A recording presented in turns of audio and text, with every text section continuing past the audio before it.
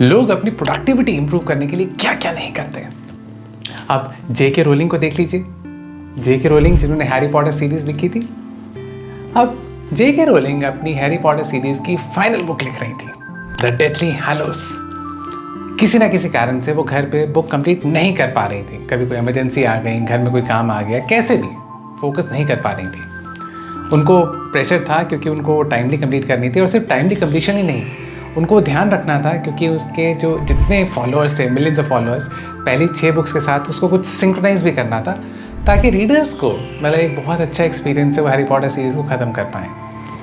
तो उन्होंने कहा कुछ डिफरेंट करना पड़ेगा। तो उन्होंने वहाँ का जो सबसे एक्सपेंसिव होटल है, वो एडिनबर्ग स्कॉटलैंड में रहती थी, वहाँ का एक होटल है बेलमोरल होटल, उस होटल में उन्होंने एक अपना कमरा बुक किया। उसका हर रोज़ का खर्चा $1000। खैर उन्होंने कमरा बुक किया। उन्होंने कहा एक बार देखते हैं वहाँ जाकर, क्या पता कुछ बेटर आउटपुट आ सके। एक दिन वहाँ रुकी, उनको बहुत अच्छा लगा क्योंकि एनवायरनमेंट का चेंज था, शांति थी, और इनफैक्ट जो होटल है वो एडिनबर्ग कैसल के बहुत पास था। वो कैसल जो उनके लिए बहुत बड़ी इंस्पिरेशन रहा था ये सारी हैरी पॉटर सीरीज़ के लिए। तो बहुत अच्छा लगा उनको, आउटपुट अच्छा रहा। उसके बाद कई बार वो वहाँ पर उन्होंने चेक इन किया और अल्टीमेटली अपनी बुक को कंप्लीट कर पाई, डेथली हैलोस कंप्लीट हो पाई। अब देखो ये तो एक बहुत ही एक्सेप्शनल स्टोरी है। मीन्स आप, मैं, हम लोग ऐसे तो नहीं कर सकते ना कि इतना ज़्यादा खर्चा करके हम कहीं पर जाएं, इतना टाइम कमिटमेंट और मनी कमिटमेंट करें अपना वो काम कंप्लीट करने के लिए। बहुत एक्सेप्शनल। आपको पता होगा बिल गेट्स एक ज़माने में ऐसे किया करते थे जब वो माइक्रोसॉफ्ट में थे, पीक पर अपने, जब वो माइक्रोसॉफ्ट को भी लीड किया करते थे। तो हर साल कुछ दिन वो अपना ब्रेक लेते थे और ऑफिस से बहुत दूर कहीं ना कहीं वो अपना रिजॉर्ट में कोई कमरा बुक करते थे। वहाँ पर सिर्फ पेपर्स और बुक्स के साथ उस कमरे में बस रहते थे कुछ दिन, और वहाँ पर वो सोचा करते थे आगे फ्यूचर के लिए, अपनी कंपनी के लिए और बेटर क्या किया जा सकता है। तो ऐसे तो एक्सेप्शनल कुछ लोग रहे हैं जो समय निकाल कर अपना एनवायरनमेंट चेंज करते हैं और उस चेंज्ड एनवायरनमेंट में बहुत अच्छा आउटपुट ले पाते हैं। तो बहुत लोग तो ये नहीं कर पाएंगे, लेकिन मैं आज आपसे 2 ऐसी चीज़ें शेयर करने वाला हूँ जो आप और मैं हम फॉलो कर सकते हैं अपनी प्रोडक्टिविटी इंक्रीज़ करने के लिए। और ये दोनों टेक्निक्स जो हैं वो कैल न्यूपोर्ट ने अपनी बुक डीप वर्क में समझाई हुई है। पहली चीज़ जो की जा सकती है वो है एक रिदमिक फिलॉसफी को फॉलो करना। अब कैल न्यूपोर्ट इसमें एग्जाम्पल देते हैं। वो बात करते हैं, एक बहुत फेमस एक स्टैंड अप कॉमेडियन रहे हैं यूएस में, जेरी सेनफील्ड। तो वो एक जगह एक बार कहीं परफॉर्म कर रहे थे, तो एक अपकमिंग एक कॉमेडियन जो है ब्रैड आइसैक, वो वहाँ पर थे। ब्रैड बहुत यंग थे और उन्होंने जब जेरी को देखा तो वो चाहते थे कुछ टिप्स मिल पाए उनको कि कैसे ब्रैड भी उस प्रोफेशन में ज़्यादा ग्रो कर सकते हैं। तो किसी तरह जेरी तक पहुँचे। तो जेरी सेनफील्ड को उन्होंने जब अप्रोच किया, उन्होंने कहा कि मुझे कुछ तो टिप्स चाहिए ताकि मैं और बेटर हो सकूँ अपनी फील्ड में। मैं कैसे अपने शेड्यूल में, क्योंकि हमें ट्रैवल भी बहुत करना पड़ता है, स्टैंड अप भी इतने शोज़ करने पड़ते हैं, मैं फिर भी कैसे अपने आप को इम्प्रूव कर सकता हूँ, कैसे अपनी प्रोडक्टिविटी इम्प्रूव कर सकता हूँ। तो जेरी ने उनको एक बहुत ईजी तरीका बताया जो वो खुद फॉलो करते थे। उन्होंने कहा देखो ब्रैड, अगर इम्प्रूव करना है तो आपको और अच्छे जोक्स लिखने पड़ेंगे। अब अच्छे जोक्स ऐसे तो है नहीं एकदम सडनली किसी दिमाग में आएंगे। तो उन्होंने कहा अच्छे जोक्स आप लिख सकें उसके लिए आपको हर रोज़ कुछ ना कुछ लिखना पड़ेगा। मतलब हर रोज़ कुछ लिखते रहेंगे तो अल्टीमेटली उनमें से कुछ क्वालिटी आउटपुट भी आनी शुरू हो जाएगी। तो उन्होंने कहा कि ब्रैड, मैं अपने लिए क्या फॉलो करता हूँ, मैं हर रोज़ अपना एक जोक लिखता हूँ और अपने कैलेंडर पे एक मैं क्रॉस लगा देता हूँ। तो उसके कुछ दिनों बाद जब मैं देखता हूँ तो लगातार हर डेट के आगे क्रॉस लगा होता है, तो एक वो चेन सी बननी शुरू हो जाती है। अब वो चेन जब बननी शुरू हो जाती है तो मेरा एंडेवर यही रहता है कि मैं उस चेन को तोड़ूँ नहीं, उसको कंटिन्यू करूँ। और वो कहते हैं बस इसको देखते हुए मैं वो फॉलो करता रहता हूँ। और ब्रैड को ये बहुत पसंद आया और उन्होंने इसको इम्प्लीमेंट करना शुरू किया और ब्रैड ने बहुत ज़्यादा सफलता हासिल की। प्रोडक्टिविटी इंक्रीज़ करने के बहुत तरीके हो सकते हैं, लेकिन एक रिदमिक रूटीन फॉलो करना भी एक तरीका है। अब मैं बहुत लोगों को जानता हूँ जो हर रोज़ एक पर्टिकुलर टाइम पे उठते हैं और अपना सुबह का पहला आधा या 1 घंटा एक पर्टिकुलर एक्टिविटी में लगाते हैं। जब मैंने अपनी बुक लिखी be your boss 2020 Covid time में, तब मुझे याद है एक ऐसा ग्रुप था जो, क्योंकि कई बार हम अपने डिसिप्लिन इतना नहीं हो पाते, तो एक ग्रुप था जो हर रोज़ सुबह वो ग्रुप में सब लोग 2 घंटे के लिए लॉगिन करते थे। वीडियो कॉल पे लॉगिन कर लिया, एक दूसरे से इंटरेक्ट नहीं कर रहे हैं और उस समय 2 घंटे मेटिकुलसली वो बैठ के लिखते थे। सब लोग अपने अपने घर में हैं, लेकिन वो मेटिकुलसली लिख रहे हैं, सिर्फ सामने वीडियो ऑन है। एक कमिटमेंट हो गई और एक आपने रूटीन सेट किया, चाहे वो 5 से 7 का सुबह, 6 से 8, 7 से 9, जो भी एक पर्टिकुलर टाइम। सो जब आप एक पर्टिकुलर वो रूटीन फॉलो करते हैं तो वो एक्टिविटी आपके लिए बहुत ईजी हो जाती है।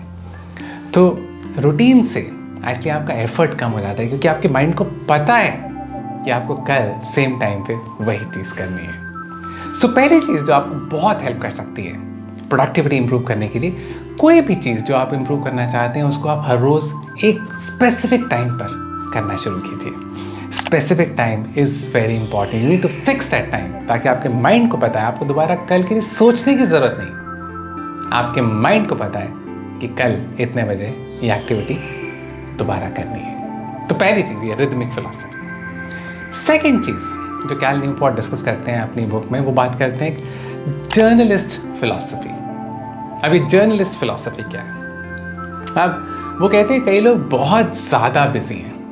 अब बहुत ज़्यादा बिजी होने के कारण कई बार उनके इराटिक वर्क शेड्यूल्स हैं, जैसे भी, मतलब अगर वो हर रोज़ सेम टाइम पर वो एक्टिविटी नहीं कर सकते तो उनको क्या करना चाहिए। तो इस केस में वो एक एग्जाम्पल देते हैं, एक बहुत कामयाब जर्नलिस्ट वॉल्टर आइजैक्सन। वॉल्टर उस समय 1980s की बात है, वो टाइम मैगजीन में एक जर्नलिस्ट थे और बहुत जल्दी आगे बढ़ रहे थे, बहुत जल्दी उनकी तरक्की हो रही थी। तो अब जर्नलिज्म में कहीं ना कहीं आपको अपने अथॉरिटी इस्टेब्लिश करने के लिए कहीं ना कहीं बुक लिखनी होती है। तो उनको, वॉल्टर को लगा कि मुझे भी एक किताब लिखनी चाहिए। तो उन्होंने को ऑथर किया एक और जेंटलमैन के साथ, इवान थॉमस, और उन्होंने एक बुक लिखी, the wise man, 6 friends and the world they made. और बहुत अच्छी रही वो उनकी book, I mean critically acclaim हुई, फैंटास्टिक। अब आप सोच रहे होंगे कि एक जो जर्नलिस्ट है, अब उसके शेड्यूल में वो कैसे टाइम निकाल पाता होगा। वॉल्टर के जो फ्रेंड्स हैं वो बताते हैं कि वॉल्टर इस तरह से थे कि उनको बीच में कुछ भी समय मिलता था, चाहे आधा घंटा, चाहे पौना घंटा, कुछ भी बीच में टाइम मिलता था, तो वो अपना मोड फटाफट स्विच कर पाते थे। मतलब रेगुलर काम कर रहे हैं, अब उनको पता है नेक्स्ट 45 मिनट्स फ्री है, फटाफट अपना मोड स्विच किया और वो एक डीप फोकस मोड में चले जाते थे, फिर अपना काम करते थे। जो अगर उनको बुक लिखनी थी तो उसके, मान लीजिए थोड़ा सा कुछ उसके बारे में लिखा, जैसे वो टाइम ख़त्म हुआ वापस अपने रूटीन काम में आ गए। अब ये ना सुनने में तो बहुत इजी लग रहा है, लेकिन ये इजी इतना है नहीं। लेकिन इसका एक बहुत बड़ा नेगेटिव है कि इसमें हर रोज़ आपकी बहुत ज़्यादा वो विल पावर कंज्यूम हो रही है उस समय करने के लिए, क्योंकि टाइम तो कोई फिक्स नहीं है। आपको जिस समय वो काम करना है, आपको बहुत स्ट्रॉन्ग डिटर्मिनेशन चाहिए कि इस समय मेरे को इस समय को यूटिलाइज करना ही करना है। देखो तरीके तो बहुत हो सकते हैं। इनफैक्ट एक मैंने पहले अपने एक वीडियो में एडम ग्रांट का आपसे शेड्यूल शेयर किया था। एडम ग्रांट जो बहुत सक्सेसफुल ऑथर रहे हैं, गिव एंड टेक 2013 में उनकी बुक पब्लिश हुई थी। वो एक बाय मॉडल फिलॉसफी पे काम करते हैं, जहाँ पर वो कुछ महीने सिर्फ अपना टाइम डेडिकेट करते हैं रिसर्च के लिए, और कुछ महीने, क्योंकि वो प्रोफेसर भी हैं, वो स्टूडेंट्स को पढ़ाते हैं और लोगों के लिए अवेलेबल होते हैं। तो अगेन बहुत से प्रोफेशंस तो उस तरह का टाइम शेड्यूल कर ही नहीं पाएंगे, क्योंकि आपको जिस भी, अगर आप ऑफिस में काम करते हैं, जिस भी प्रोफेशन में, आपको अपने लोगों के लिए हर रोज़ अवेलेबल रहना पड़ेगा। सो तरीके बहुत हो सकते हैं, बट मैंने आपके लिए 2 तरीके चूज़ किए। रिदमिक फिलॉसफी जो सबसे ईजी है इनफैक्ट आपके और मेरे लिए फॉलो करना, और अपनी प्रोडक्टिविटी इंक्रीज़ करना, हर रोज़ एक स्पेसिफाइड टाइम पर उस एक्टिविटी को करना।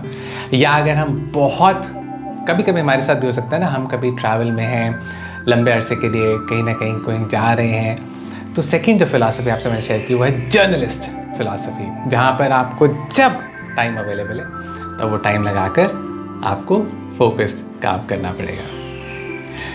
तो आज मैंने आपसे कुछ चीज़ें शेयर की जिससे प्रोडक्टिविटी को इंक्रीज़ किया जा सकता है। आपसे मैंने जेके रोलिंग की स्टोरी शेयर की, बिल गेट्स क्या करते थे, एक्सेप्शनल लोग, सब लोग उनको फॉलो नहीं कर पाएंगे, बट 2 फिलॉसफीज़ जिनको हम फॉलो करके बहुत ज़्यादा काम कर सकते हैं अपने अलॉटेड टाइम में। अगर आपको ये वीडियो अच्छा लगा तो अपने फ्रेंड्स के साथ शेयर ज़रूर करें।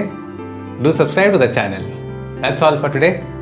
This is Vikas Bansal signing of.